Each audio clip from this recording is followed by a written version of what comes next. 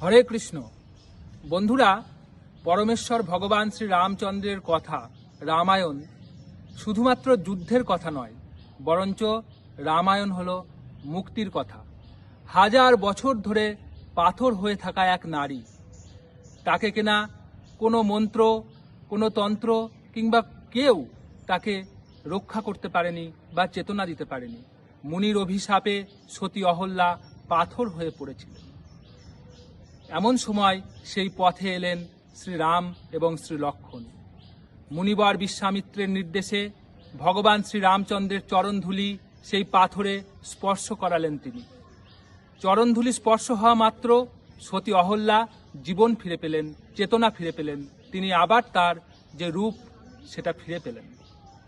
তাই এটা মনে রাখবেন যে পরমেশ্বর ভগবান শ্রী রামচন্দ্রের চরণধূলিতে জাদু ছিল। কিন্তু আপনারা জানেন যে কি জাদু ছিল সেই রামচন্দ্রের চরণে?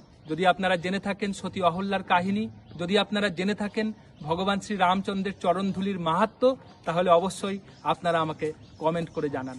অনেক আনন্দে থাকুন, ভালো থাকুন। জয় শ্রীরাম।